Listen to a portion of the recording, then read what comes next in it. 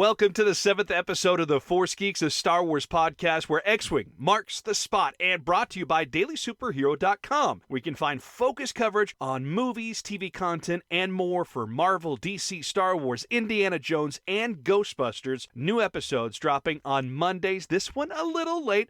I'll admit we had some issues, so we're dropping this a little later on Monday than we had planned to, and if it makes it into Tuesday, I'm so sorry, but normally we drop them on Monday. And we appreciate you trying out this relatively new podcast with us. Please hit subscribe and help support us. We also appreciate those very nice reviews. If you're willing to give us one, we are very appreciative of that. I'm Nate Custer, and I'm joined by my fellow Force Geek, Jake Scott. Jake, how are you? I am well, sir. Very well, actually. Good. Well, I know that you missed out last week with an unfortunate rib injury, but you're suffering through that this week for us while traveling with the family from Seattle into Boise. So that's good. So glad that you are back with us. Yes, I love it over here. It's good to be able to join you guys. Technical issues aside. We missed you last week, that's for sure. But he's making the effort. Yeah, well, he's making the effort right now to make sure that even with the travels, he's got his mobile setup going for us. And let's start with what we have coming up for you on this show. We're going to continue our spoiler special review of Star Wars Episode 9, The Rise of Skywalker. There's plenty to talk about here. We didn't cover it all in the last episode. If you haven't seen it yet, go spend your money to do it and help make it a bigger success than The Last Jedi to tell Disney what type of Star Wars we want to see in the future. I'm only kidding. Well, sort of. Yeah. No Plus, a spoiler special on the season finale of The Mandalorian Chapter 8, Redemption. Loved this episode. We're going to talk about that. Plus, we'll go into those speeder bike trooper cameos that have set the internet on fire after they beat on poor little Baby Yoda. You don't beat on Yoda.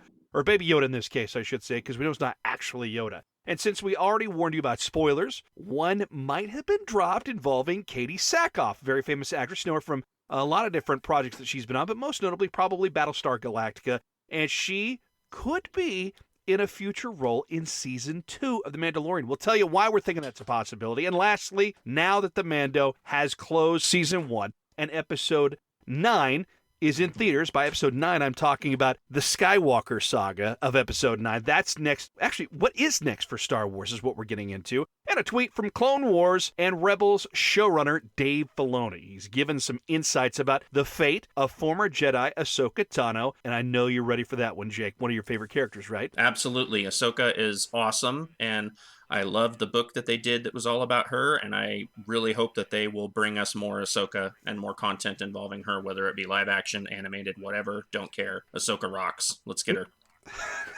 Indeed, and we will definitely dive into that here in a little bit. So let's just remind you one more time. This is a spoiler episode. We're going to talk about spoilers. It's spoilerific. We're going to drop spoilers. Have I made myself clear? This is what's happening. So make sure that you're ready, because we are going to dig into all of this for you as much as we can in probably about an hour's time. So, Jake, I know that you have seen the movie, and I've gone back for a second time to see it. Probably going to go a couple more times, and I'm just curious, is this one that you think, as a Star Wars fan, you're willing to drop money to see more than once? Because I know life could be hectic with the kids and all, but is this something you think you have to see a second time? Yes, absolutely. You know, I saw it IMAX 3D the first time, which was awesome. It was a great 3D experience, even at $20 a ticket or whatever. I took me and the three boys. Totally worth it. I would really like to see it again on a normal screen, and I'd like to probably see it a third time as well. So yes, absolutely, 100% worth every penny, in my opinion. Yeah, I'm thinking probably 3 or 4 times is probably what I'm going to see it as. Yeah. So we'll see. I saw it by myself the first time in the 3D IMAX setting, which was totally worth it. Yep. I paid less than you did, but I live in an area that's cheaper, so that helped out. And then on top of that, I just saw it with a buddy of mine. He's my Star Wars buddy that here in Arkansas, so we had a chance to go see it together. I will probably take my wife. She's not nearly the avid Star Wars fan that I am. She claims she likes it, but she's just not into it like I am. It's definitely an obsession for me. Is your wife into Star Wars? Not in particular, and even worse, the cousin and his family that I'm staying with have not really seen any of them. They even still know who Baby Yoda is, even though they don't watch any Star Wars of any kind. But, you know, yeah. How are you surviving through that whole experience? Because you're there for days. Yeah, it's interesting. There's nothing to talk about. They don't watch football. They don't watch Baby Yoda. They don't, I don't know what the heck I'm supposed to do here. I'm socially inept. Well, maybe you can talk about the fife and drum corps. I know that your cousin's big time yeah. into that sort of well, stuff. I don't want him to get out the bagpipes, so that's probably a safe call. He is pretty good with the bagpipes, with all honesty. But anyway, give me your impressions once you walked out of the theater. How did it resonate with you after having seen it the first time? Well, I'll tell you what. I saw it at the end of a long day with my wife's side of the family and just holiday times and the kids, and I was like really afraid I was going to fall asleep, even though I'd really been looking forward to it because it was late at night. And I walked out of there flying high. I mean, I stayed up until like 2 a.m. that night working on my clone trooper helmet because I just couldn't like shut down. That's how I felt when I walked out of there. It was really good. For those of you who don't recall this from our early episodes, Jake is working on, he has 3D printed a clone trooper helmet. And which phase armor is this? Phase 2, Return of the Sith style. Phase 2. Okay, so there you go. So he's actually been 3D printing this helmet, putting it together, painting it, sanding it, putting all the parts together, gluing all of that together. And at this point, he's been obsessed with getting this thing finished. How close are you finishing? I have to put the visor in and the weathering. That's it. The blue has been put on, everything. Check out the Twitter feed. It's on there. I put a picture of it up after I did the blue paint, which I did that night after the movie. So... yeah. Totally jacked about Star Wars at that point. Very much so. Are there parts of it that really stuck out? Talk about the beginning of the movie for you and how it just started, because you jump right into things with Kylo Ren. You get the crawl, the dead speak, and then all of this stuff happens, this montage where Kylo Ren, you see me, goes to Mustafar. That's where that red planet is. If you've, we're wondering, where are they with these weird trees and everything's on fire? That was Mustafar, which we saw at the end of Revenge of the Sith, where Anakin goes, and it's after he's turned and he's become Darth Vader, but not fully mechanized Darth Vader just yet. That's where we're back, and it just didn't look familiar at all from what we knew of Mustafar. I know. I don't remember anybody ever talking about there being, like, forests on Mustafar. I was pretty sure it was... Apparently those are iron trees planted by some race, and those are the ones that Kylo Ren is destroying. Gotcha. In the previews, we thought that maybe he was destroying and going up against some of his Knights of Ren, but those were not the Knights of Ren. It was this other race of people that are there on Mustafar, and apparently those are iron trees that they planted. Well, if they're going to go deep on Mustafar, they should have had people riding in on lava fleas, like they talk about in some of the books. That would have been epic. It was already epic enough. And if you want to see more about the lava fleas, you've got to check out The Void. Has a great, fully immersive experience when it comes to virtual reality. And this is in a bunch of major cities, but The Void has its own adventure in virtual reality that Jake and I have actually been a part of. That was so much fun, and you got to battle the lava fleas, which is a pretty interesting. It was pretty cool. But back to the movie. So you see this montage of everything where he's going to find the Wayfinder. And I'm kind of disappointed they called it a Wayfinder. Yeah. It's a holocron. Yeah. It's a Sith holocron. That's what it is. We've known this. I don't understand why J.J. Abrams and Chris Terrio, the writer of the movie, felt the need to call it a Wayfinder. It's a holocron. Yeah, it's kind of weird that they went the way they did. I mean, it's clearly made in the model of a holocron, and it's got ancient Sith knowledge in it. So, I mean, they got all the rest of it right. They just named it wrong. But that's fine. I can let that go. Man, the beginning of the movie was quick, though. Like, it was just, snap, snap, snap, one thing after another, just moving. Pretty much the whole movie was like that, actually. But I liked it. You know what's interesting, too, about that? I just read an article that had an interview with Chris Terrio, who is the writer of Episode 9, along with J.J. Abrams. He mentioned, and this is something we've talked about before, that they kind of wish they'd gotten a chance to break it up into 2 movies because there was so much plot to get in there. Oh, that's right. And Chris Terrio said he felt like he didn't get much of a chance to actually let it breathe a little bit more, and he wishes he could have had the chance to break this movie up into 2 parts because there was a lot happening, and that has been one of the complaints from some people, critics specifically, and some fans have talked about they wish they could have let it breathe a bit more. They were trying to jam too much into this. You know what? I don't understand why they didn't even let it go 3 hours like Avengers Endgame was allowed to go that long. That's another Disney property. Why didn't they let Star Wars do that? So I'm not sure why. If they didn't want to do the 2 movies, fine. There's been a lot of franchises that have done that. Harry Potter has done that. You look at a lot of different properties, they've done that. So I'm not sure why they felt the need to jam it all into one movie, because you're talking about a ton of characters, main characters, that from the old series and new series, and it's just something that I think it felt like there was too much going on. But I will say this, I really enjoyed how much was going on, and you never took your foot off the gas with it. There was so much going on. Yeah, I mean, I selfishly would say, yeah, it'd be great if they had 2 movies, because then, well, duh, there'd be 2 movies. But, it was still really well done, even just as 1 movie. There certainly would have been enough content to make 2 movies out of it. But, either way, it's more Star Wars, so I guess I'm happy. Ben Demption happened. Yes. How did you feel that was done? How was it handled as far as you're concerned? Was it satisfying to you? I was a little bummed at the end that they killed him off, but then, you have to remember this is Star Wars. No one's ever really truly gone, right? No one's ever truly gone, as we were reminded of many, many times in the marketing materials to this movie. I liked it. Beyond that, though, I thought it was great. I didn't have a problem with him dying because if you look at Anakin Skywalker, who was redeemed at the end of his life, he had to die. This is someone who committed genocide. Both Darth Vader and Kylo Ren as Supreme Leader, they both committed genocide against millions and millions of beings in the galaxy. They really, who's going to be like, oh, cool, man, you came back to the light side. Cool, we forgive you. Yeah. You're fine. I mean, you killed planets of people, but you're better now. He can't possibly survive. No one would think that's enough for him to have just turned to the light side at that point. They're not allowed to live. I don't think they couldn't. Yeah, I mean, they did that same thing when Kip Duran in the Legends was, he killed the planet of Carida that had the Imperial Academy on it that his brother had been conscripted into. He killed the whole planet using the Sun Crusher. And Luke looked into his heart with the Force and decided that he was redeemed, and that was that. And then he ended up on the Jedi Council. So, but, there were a lot of non-Jedi that were not happy about that, obviously. So I get it. But, I'm not going to lie. The part where Han came to talk to him and,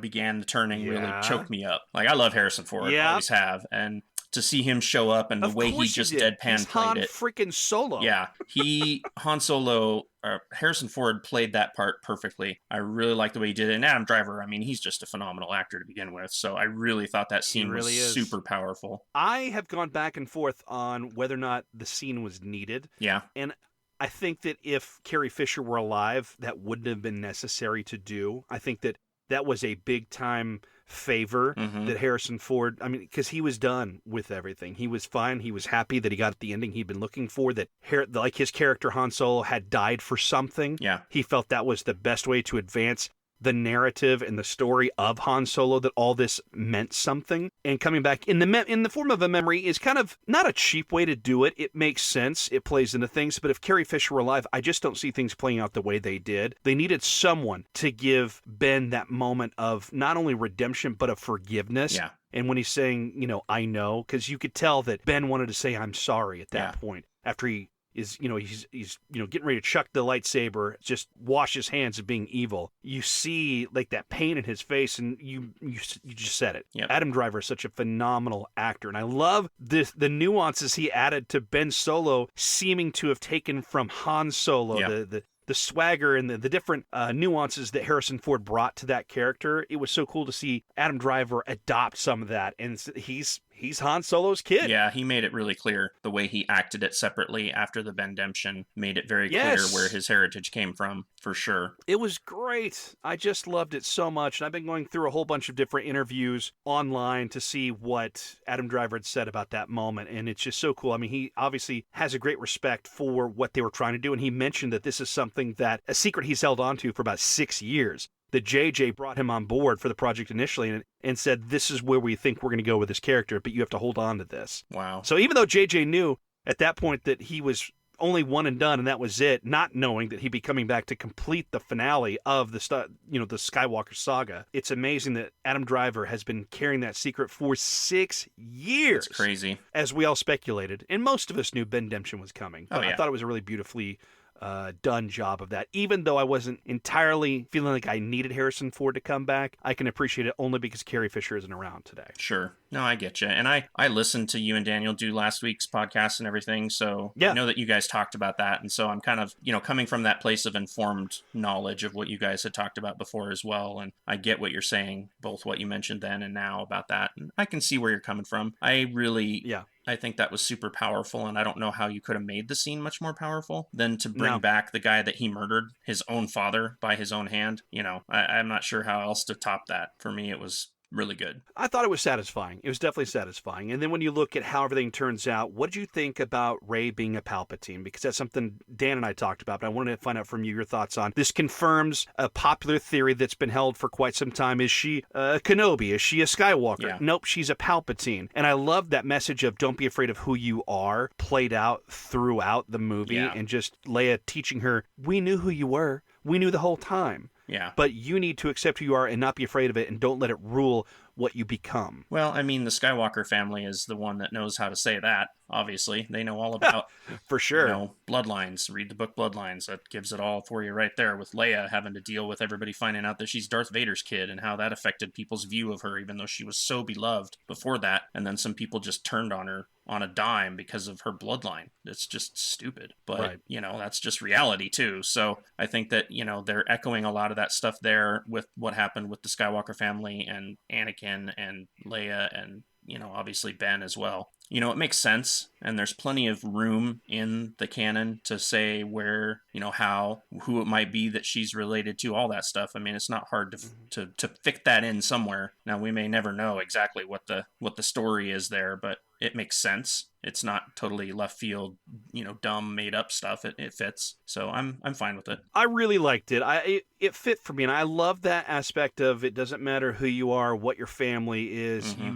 You are the one who determines your own destiny. And that's one of the reasons why I've always liked Star Wars so much, is because it's not about who you were supposed to be or where you come from. Yeah. It's about what you determine for yourself. And I think that's why Star Wars resonates with so many of us, because it is at that very core concept. You are the one who determines what you become and what you do. And I think that's why we love Star Wars so much. I know that's why I do. Oh, I know. I agree. And, that self-determination that's all about the Jedi ethos of, you choose who you're going to be and how you're going to interact with this galaxy and who you're going to help and, the person that you want to become. It's all in you, no matter what you came from, even if you didn't become a Jedi till later. I liked it a lot. I wanted to ask you quickly about, when we're talking about the ending, how satisfying was it to hear the voices of all the Jedi when Rey says, "Be with me," and we get all those voices? Did that deliver for you for what you wanted to see? Because it gave me goosebumps, and even just mentioning right now, the hair on my arms just stood up because it gave me such goosebumps and such a cool moment. Oh, yeah. I mean, it gives me the geeky tingles just thinking about it, for sure. Yeah. Honestly, I mean, it would have been really cool to see just rank upon rank of Force ghosts show up in physical form.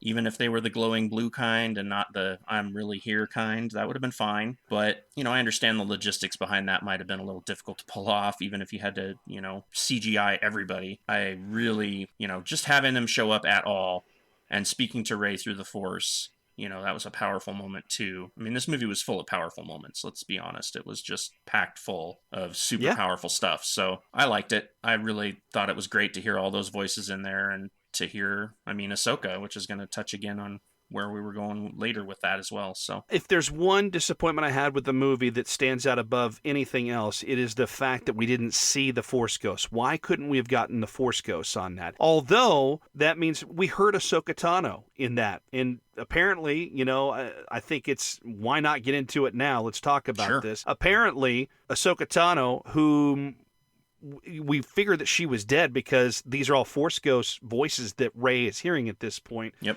Well, Dave Filoni, this is just so interesting to me. Dave Filoni, who loves to mess with us, and this is not the first time we've thought Ahsoka is dead, or will there be more Ahsoka? Dave Filoni, in a tweet he delivered on Christmas Day, and God bless Dave Filoni. I love this guy. He's such a part of the fandom and knows how to deliver on what we hope for, what we want, what we like about Star Wars, and created one of the most beloved characters who's never been in a live-action moment until this one, and didn't even appear on screen, and it created such a huge response from the fandom. Well, this tweet, it's a little doodle, as Dave likes to do, because obviously his roots are in animation, and that's how he got started, because he's the showrunner for, of course, the Clone Wars cartoon and Rebels and all these different projects he's been working on. He's working on more, as a matter of fact, but he tweeted out on Christmas Day this doodle that shows Gandalf from Lord of the Rings and Ahsoka Tano standing together, and we'll go and retweet this so you can find it on our Twitter, but he tweets this out with the doodle, and then in the doodle it says, "People thought I was dead too. Look how that turned out." Yep. So, of course, you remember that was like such a great cliffhanger at the end of the first Lord of the Rings movie, that we all thought Gandalf was dead when he was screaming, "You shall not pass." Yep. And we thought he was dead. So, I mean, those who read the books obviously knew what was going on, but for those that didn't, we're like, he's dead? What? He's dead? Yeah. So... apparently, he's leading us to believe that Ahsoka is not dead. No. So there's that. I think there's far too much money to be made with Ahsoka to throw her away like that. Far too much. Yes. There is a lot of talk right now, and I'm going to go and get into conjecture so we can talk about what we think any of this means. Ahsoka Tano, if you were a betting man, and I know that you are not, but if you were, Jake, you're in Las Vegas, Yep. would you be betting on the fact they're going to make an Ahsoka Tano project that is live action? Live action, if you're making it that specific, tough to say. You know, I would think that she's going to come up somewhere. Maybe not as her own thing, but she's going to show up somewhere. Would you bet on it live action? Sure. Would you bet on it that sometime it's happening? Sure. Yeah, sometime. I'm in that camp. I think it's going to happen too. Yeah. I think it's only a matter of time. But there is something that's interesting coming out there. So there's an outfit called We Got This Covered. You can find them online. We Got This Covered. They are prone to report on rumors. So you can take it or leave it, take it with a grain of salt if you like, but they've been right about some things. And they're hearing that this new project that Kevin Feige is coming in from Marvel that potentially wants to bring in a Marvel actor or actress to come into the Star Wars universe. If you're looking at who's been openly campaigning to be a part of that,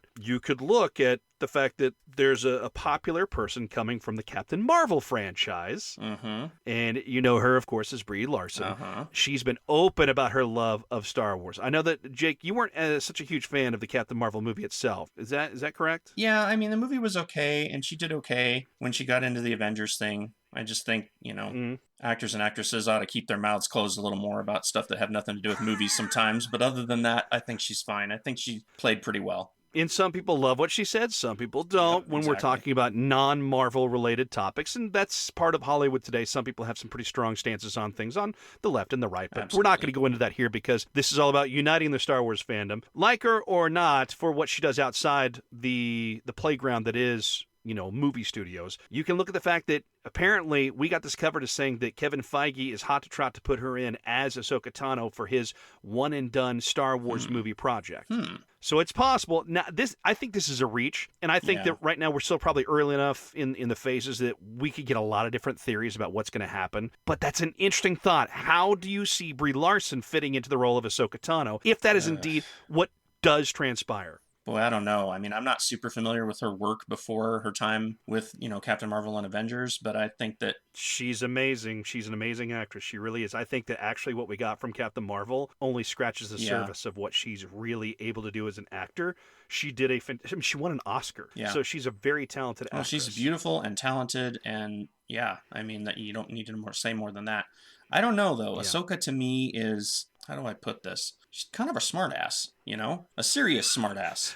She's like conflicted between the two, and I just don't see Brie Larson pulling that off very well. But you know what? Hey, I have been surprised many times before. So see, I think Ahsoka Tano is a bit of a smartass. Oh, absolutely. And so I think that Brie Larson could pull it off because I think she's got the swagger to do it. Yeah. Well, hey, if she's really do. If she's willing to wear the prosthetics, then go for it, man. I'd love to see it given a shot. She's not anyone I ever thought of as being the person to play Ahsoka Tano. And frankly, I'd kind of like to see Ashley Eckstein play the role. Yeah. But you know what? If it's not going to be her, there have been theories before, and actually Rosario Dawson, another famous actress, has openly campaigned saying she wants to play Ahsoka Tano. I would watch that too. The voice is not the same, but it doesn't really matter when it comes to the live action versus cartoons. The voices never match up between the cartoons and live action. True. So if that's the case, I'm fine with that. Matt Lanter, actually, who voiced Anakin in the Clone Wars series, we saw him recently make his debut in a live action Star Wars property with The Mandalorian. I believe it was Chapter 6 that we saw him. So that was very cool to see that, and I'd love to see him cross over into a more substantial role because he's been a leading man on the NBC series,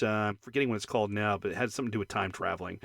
But he's an actor who is very capable of playing a more substantial role in live action, so I'd love to see something happen for him, or even do an Anakin series. And if we're not going to get the original actor playing that role, even though I still think he's a very talented actor, we could go and see Matt Lanter jump in that role in another project and show us more of the Clone Wars, that time in between the Clone Wars, and actually have Matt Lanter do the role. That'd be fun, I think. To be fair, Matt Lanter has been Anakin more than Hayden Christensen has. Yes. So yes.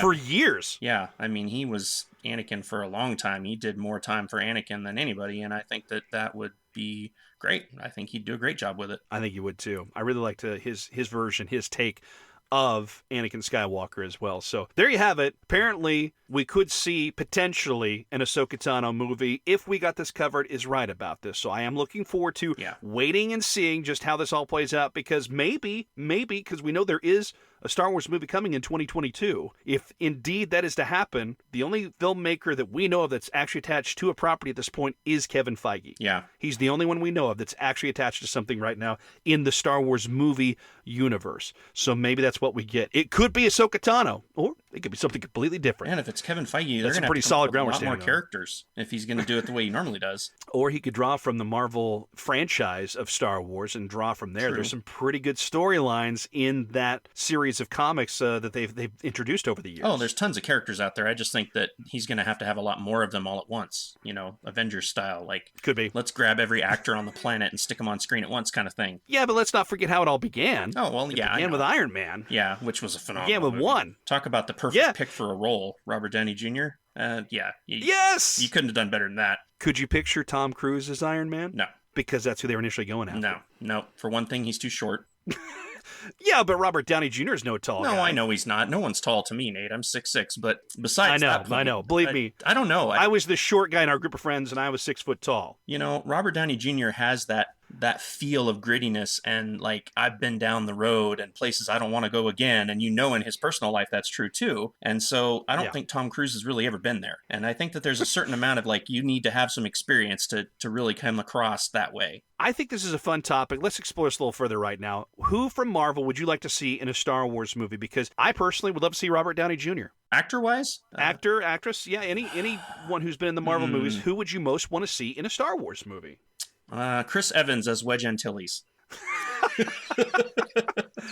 Boy, that's a reach. You like that? You just saw, it's like that was out in the apple orchard, and you saw that way down the distance. You ran out and plucked that apple. That's the first thing that came to mind for some weird reason. Wow. That's interesting. You know who I actually would like to see in a Star Wars movie? I would like to hear it. I would like to see Chris Pratt jump in for a role in the Star Wars universe. I don't want him to be a Jedi, but I would like to see him as kind of in that Han Solo vein of things. And it was rumored that he was actually in the running for the Han Solo movie as well, the Solo movie.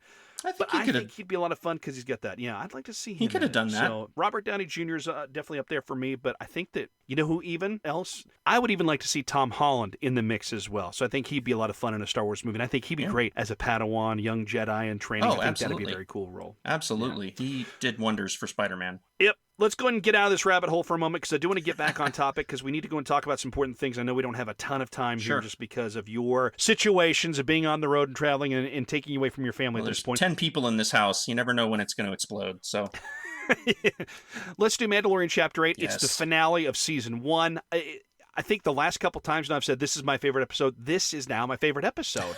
So I felt there was kind of a slow patch there in the middle. Some, not necessarily filler, but just kind of laying some groundwork that took its time, kind of meandered, the lazy river meandering, that it's getting somewhere, but I didn't know where it was going. This one was great. I think the last 3 episodes have been really fun to watch. Yes. And this one specifically really delivered on high impact, advancing the story narrative and setting things up for what is to come. Yep. The importance of Moff Gideon comes into play. We talk about how this Mandalorian is watching out for what he was supposed to kill or bring in alive, this bounty, and now he's responsible for it. All that plays out. Taika Waititi directed this one, by the way, and man, did he do a great job. What were your impressions after watching this episode? Oh, it was phenomenal. You know, it was a little hard to watch the speeder bike guys beating on Baby Yoda there for a minute, but I knew that the Star Wars karma would catch up to him, and it did. No shock. But, you know, and I was sad to lose IG-11 the way we did, but I mean, it makes sense. He's a droid. Even though he has some personality, he's still not living, and if someone's got to go, it's going to be him, kind of thing.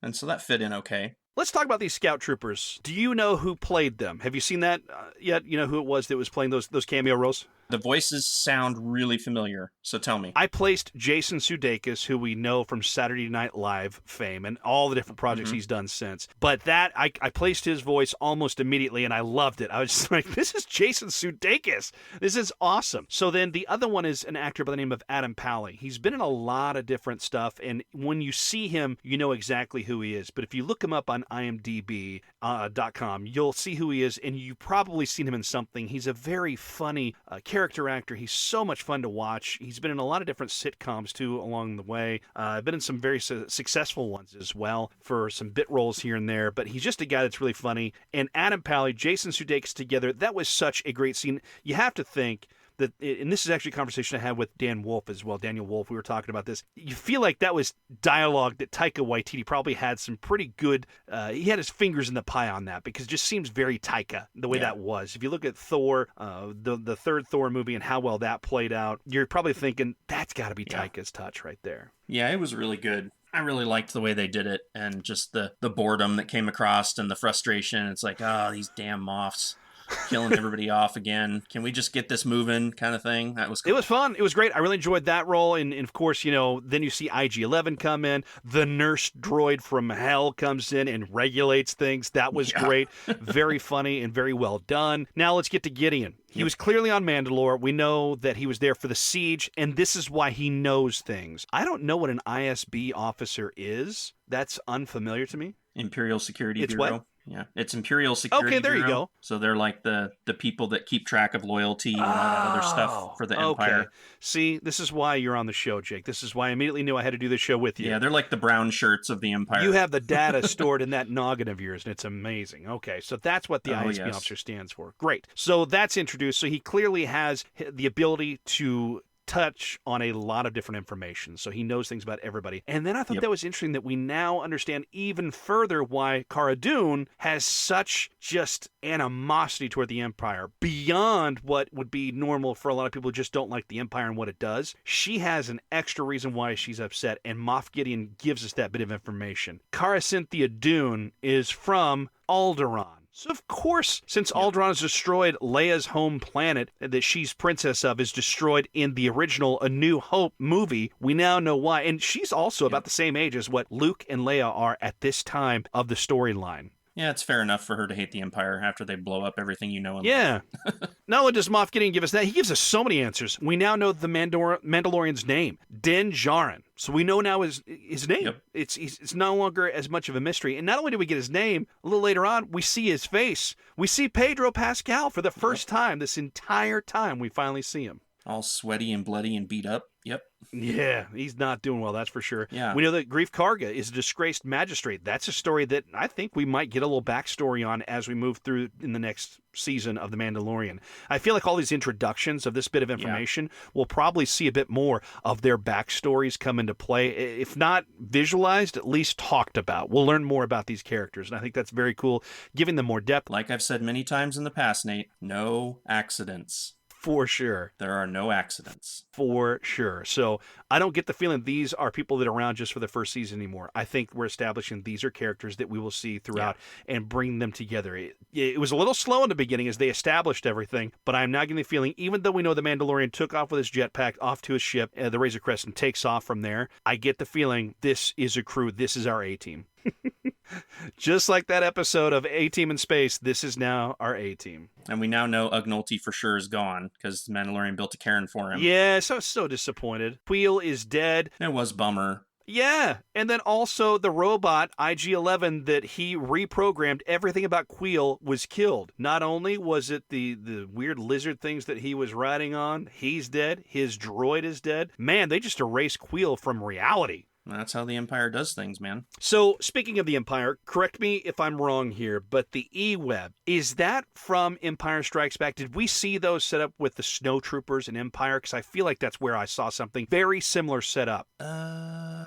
Possibly. They may, when they were doing the Hoth battle scene in the trenches, they may have had some set up. That's what I'm talking they're about. Obviously an emplacement style weapon. You know, they're going to be set down and used to cover an area rather than a point target, for sure. And they're very powerful, and they get mentioned a ton in Star Wars all over the place, both canon and Legends. So it definitely fits. Yeah, and I actually just looked it up. It was used in The Empire Strikes Back in that battle on Hoth. So that's where I thought I saw it. I thought I saw the snowtroopers carrying that thing and setting up, and that was where we first saw it. So again, you see them pulling back from the old trilogy, the original trilogy, and you see Jon Favreau and the whole crew bringing back some of these things that we remember from the old movies, which is very very cool. I don't think it's fan service. I think it's just keeping things within that galaxy that we already know, keeping things within the realm of what we already know about. So it fits for me. Fan service. I hate that. I hate that phrase. I listened to your guys' podcast last week and you talked a lot about it. It's like, okay, well, if in the entertainment industry isn't about servicing fans, then what the hell is it about? And it's just so good to see these things. It's consistency. So that's what I like to see about it. It's consistency coming back into play. Yes. Getting back to more of what the show was about, we see that the Mandalorian establishes no longer, so they did a good job of explaining this. The Mandalorian culture is just that. It's a culture now. It's not a race anymore. It's a creed. Yep. And so that is established. We hear Cara Dune is the one who actually says at that point. And then we get more of an explanation from Din Djarin about how he came to be. We also realize now how he was saved. It was, in fact, Mandalorians who saved him, which for Daniel and I, this kind of downs one of our favorite theories that it was actually Yoda. We thought we'd see that green lightsaber and the little Yoda spinning around, taking out all those droids. I would have loved that. But this does fit within the reason why, the motivation why Din Djarin became a Mandalorian, because he was raised by them. He was a foundling himself, which we knew already, but it turned out that he was saved by the Mandalorians himself. So it really makes more sense than it would have been for Yoda to have saved him. Yeah, the Mandalorians are like nomadic warrior culture, and so to them it's all about like, hey, I'm only going to be able to run off and fight if I know that someone's going to take care of my kid when I don't come back. And so it's kind of like, U.S. soldiers and airmen knowing that we will always do our best to come get them. It's the same thing. We're not going to let your legacy die off just because you don't come home. We're going to take care of your kid when you don't come home, because it happens a lot and we got to get used to it. And so they adopt whoever ends up as a foundling. And that's, no questions. You're in our clan now, and that's the end of it, kind of thing. And I like the way that they've stuck to their principles. Another thing I really liked is the fact that we see Baby Yoda having just such a good time when he's riding on that speeder bike with IG-11, and IG-11 is blowing away the troopers. He's sitting there laughing, enjoying it. I wonder sometimes, are we seeing a Darksider in the making? Because he takes such joy in, he can force choke, which is typically something we see of the Sith. He is also able to take a lot of joy in inflicting pain, being along for the ride while IG-11 is doing this. So, I mean, granted, Baby Yoda understands that the stormtroopers are trying to take him, so he's probably going to take joy from that. But at the same time, woo, Baby Yoda, those emotions, a little scary. Well, he's like a little kid. I mean, little kids love destruction. You know that as well as I do. Yes.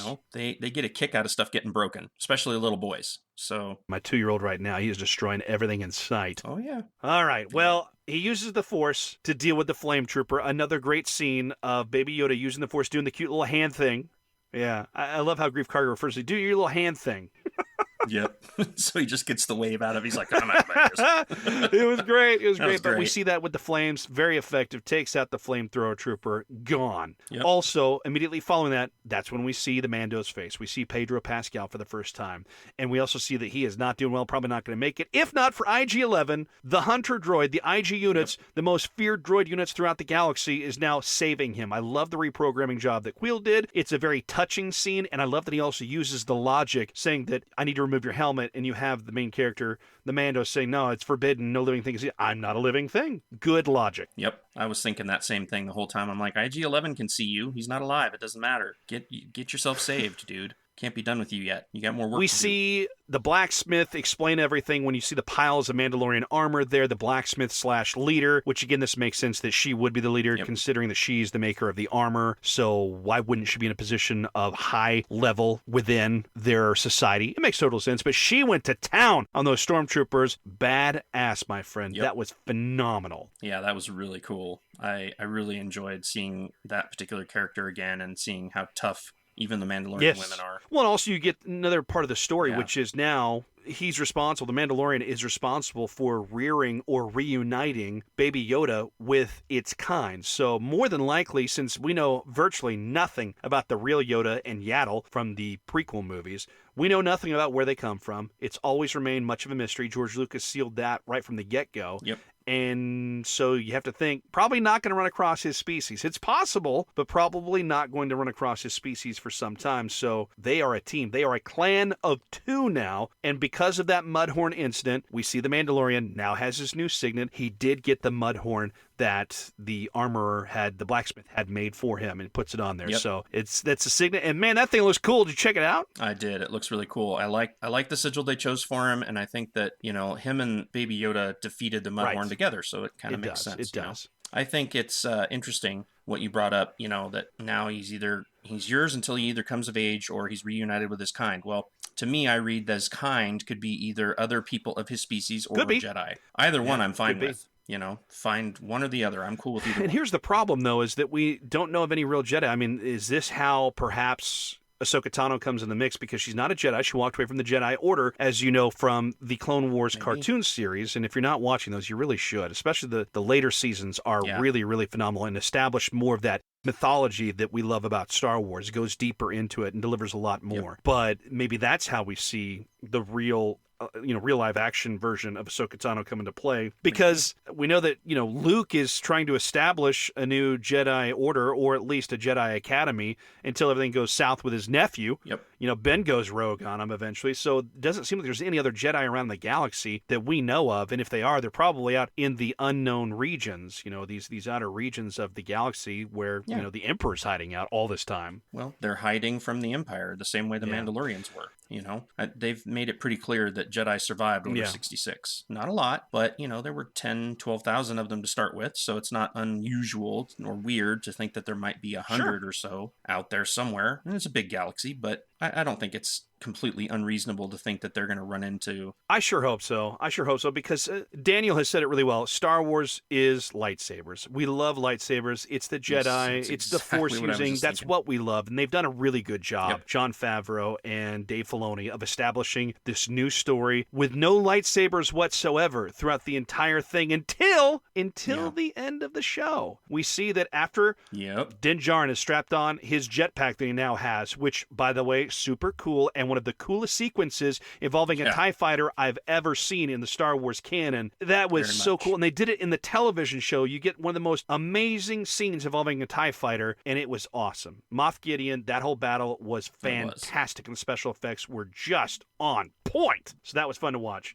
You get the showdown, and then, of course, after he crashes, he emerges with the Darksaber. Now, for those casual fans who are not familiar, have not watched or read about the Clone Wars and what the impact of the Darksaber is, Jake, why don't you enlighten us about where we have last seen the Darksaber and what it actually symbolizes for the Mandalorian culture? That dark saber that we saw at the end with Moff Gideon cutting himself out of the TIE fighter. Well, the 1 second explanation is that for the longest time, the idea of the Mandalore, the person that was in charge of the entire, culture of Mandalorians, came down to whoever had Mandalore's helmet. And the helmet got lost, and then it became the Darksaber. This is the new symbol of authority. And, we last saw it at the end of the Clone Wars, and we never really found out what the heck happened to it that I can remember. And so... I just want to chime in on that, because we found out in Rebels, that's the last time we saw the Darksaber. So Sabine Wren is a very popular character, and it's in the final season of Rebels. So if you watch Clone Wars, the government of Mandalore was ruled by Mistress Satine, and that is actually someone that Obi-Wan Kenobi appeared to have been romantically linked with. Even though Jedi are not supposed to engage in emotional love like that, they're supposed to love everyone, essentially, as we heard explained to us before, as Anakin did in Attack of the Clones, when he's trying to explain his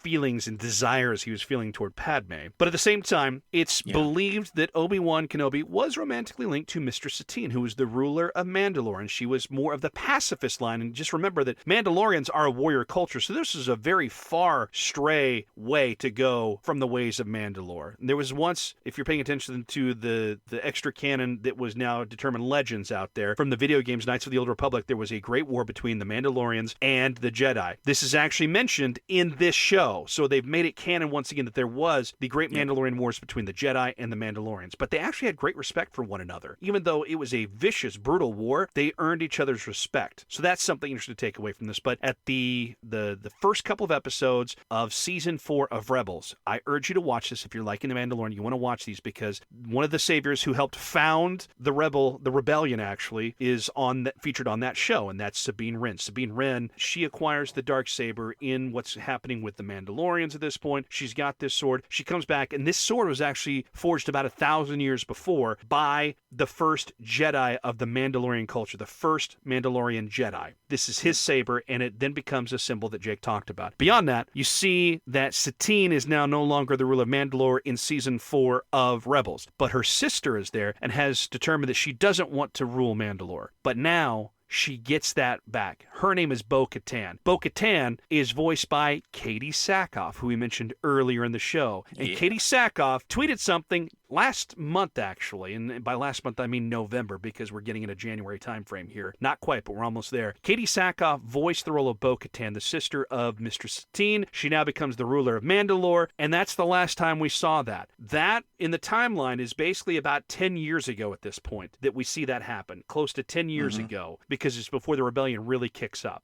So by that standard, where is Bo-Katan? Why does she no longer have the Darksaber? Well, I imagine since she recently tweeted something, has talked about her love of Star Wars before, she's tweeted that she's done the coolest thing ever. That was the time. Season 2 is in production. Does that mean, if you've got the conjecture train and you want to get on, does that mean that she has joined the Star Wars galaxy and is now a part of this by being in Season 2? Is it going to be something that we see she's coming back and wants her Darksaber back?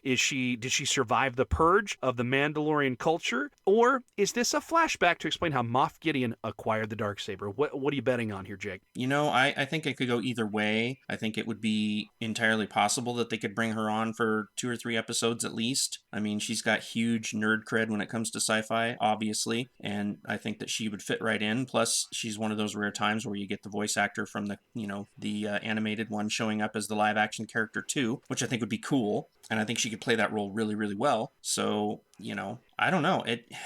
I have to admit that they're keeping me guessing. They really are with a lot of this stuff because they're pulling from so many different threads and yet still kind of just going their own way in some spots. So it's hard to say. What do you think? It would be awesome to see Katee Sackhoff in Star Wars live action. I think that would be very cool. I want more story about the Purge, the fall of Mandalore, everything that happened with the Empire and how that came to be with they're no longer a race, they're a creed and all that. I want to know more about that. I love that they're going back and explaining things. You can keep me waiting all season, but they delivered answers. We wanted to know what his name was, when it came to the Mandalorian himself. We wanted to know if we were going to ever get to see his face. They've also given us answers about backgrounds when it comes to Grief Karga. As minute as that is, it's interesting to know what has, got him going into his current line of work. He's disgraced magistrate. So what do? He still wants to be involved with the law, but at the same time, you're disgraced. What can you do? Well, you could be a bounty hunter.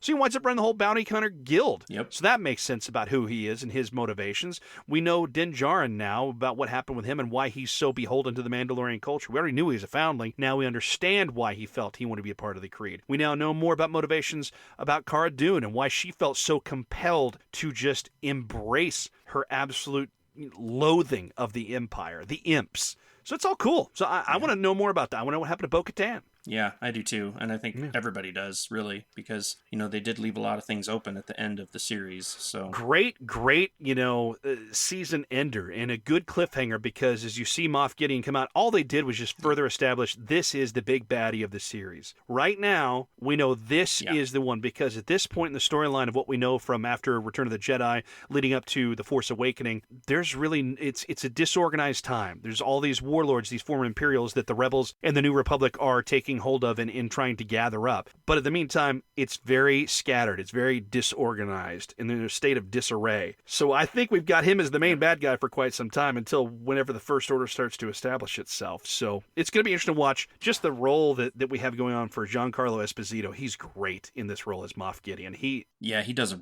really good job. That was good casting on their part. There was one thing I wanted to talk about, too, that is actually outside this. So we both give it a big thumbs up. Loved this whole season. Can't wait for season 2. I want to get back to something that's really interesting that came from actually a Facebook group that we're friends with and really enjoying. It's the official Star Wars fan club. They post a lot of great stuff. They have a lot of members. The memes are fantastic, but they also embrace talking about all these different great topics. So if you're looking for some place to engage with fans, I can't say enough great things about the official Star Wars fan club on Facebook. It's a private group you can join. You have to have a little bit of Star Wars knowledge to join the group, but they brought up, someone posted about this, I believe Daniel Moore actually shared this link, about Ian McDiarmid, who plays the Emperor, says George Lucas would not have brought Palpatine back from the dead. Now that headline's a little misleading because I don't ever see anyone in the interview, I don't see Ian McDiarmid really come out and say he's opposed to what happened with Episode 9 bringing the Emperor back, and also Chris Terrio, the screenwriter of Episode 9, actually brought up the fact that JJ had talked about bringing the Emperor back right from the get-go of coming in for Episode 7, so he always knew that that's who he wanted to take it. And Colin Trevorrow, who was supposed to direct Episode 9 and was fired by Katee and the team at Lucasfilm, actually confirmed the fact that this is something that JJ was intending. So it's not something they came up with in the final hour. This is something that they were gunning toward the beginning of the sequel trilogy, that this was always the way they were planning to go. So there's that. But this article is interesting. It's actually on yahoo.com. And let me go and give you a brief look at what that is. But there's a quote from him where Ian McDiarmid, the actor, is talking about George Lucas and what he did and whether or not he thought he would return after Return of the Jedi. And so Ian McDiarmid said, I thought I was dead. And this is an interview that he actually told Digital Spy in a recent video interview with them. And he said, I thought I was dead because when we did Return of the Jedi and I was thrown down that chute to galactic hell, he was dead. And I said, oh, does he come back? And George said, no, he's dead. So perhaps that means that at that time, George Lucas thought he was dead. But years down the road, he did bring him back, although it was the prequels. So of course Palpatine was still alive during the prequel era. And that explains why he's still alive. But he wasn't really coming out this interview. So watch the headline there. I don't think he was actually being combative about the fact that, well, George wouldn't have done this. He might not have, because George, in George's mind, after he shot Return of the Jedi, the Emperor was dead. He did not have a plan for him coming back. Yeah, he thought he was done. I don't even know how much of George Lucas' idea of the sequel trilogy involved potentially the Emperor being around, because George ain't talking about it right now. So who knows? I'm not sure what they're doing, but it seems like characters just come and go from life and death here and there, and they keep teasing me with Mace Windu being alive, which I still refuse to believe. I want more Mace Windu. You know, I love Mace Windu. I love the character. The book that was all about him, Shatterpoint, was awesome. Non-canon again, of course, but, the character's deep, and there's a lot of cool backstory there that they can pull from, and heck, he could have his own movie, and it would be awesome. It'd be like Shaft with lightsabers, but, the fact of the matter is that there's just no way he would have survived what happened to him. I'm sorry. I don't know. Ben Solo survived that long fall at the end of Episode 9. Yeah. He survived.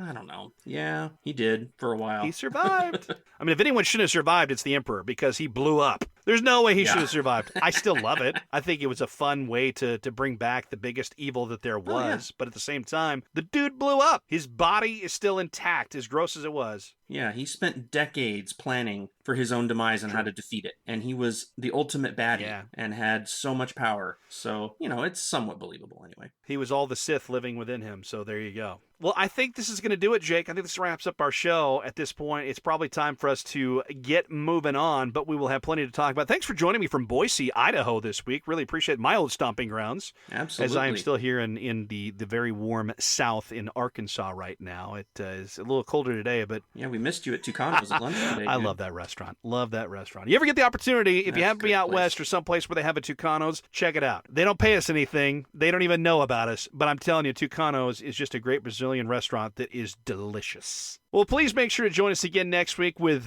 new episodes of the Force Geeks, a Star Wars podcast dropping every Monday on Apple Podcasts, Google Podcasts, Spotify, any place you find your podcast. We're probably there. And another thank you to our sponsor, DailySuperhero.com, and founder Daniel Wolf. He's been joining us here recently. Hope to have him on the show again here in the near future. We also appreciate any kind of reviews you, the listener, might be willing to provide us, preferably good ones, because we want to attract more people to join us, and we appreciate all those folks around the world, actually, at this point. We are on 4 different continents now, Jake. It's pretty amazing. So South America, beyond North America, we have Europe, we have Asia. Oh, wait, actually 5 now, because we have Oceania as well, which is Australia and all those different nations, island nations out that way. So super cool that we're on 5 continents, Jake. 5. I know. Shout out to the listener in Guyana. There you go. Absolutely. And feel free to hit us up with your emails at theforcegeeks@gmail.com. We're on Twitter, so follow us at @theforcegeeks, and on Facebook, just search The Force Geeks. And remember, if you don't follow The Force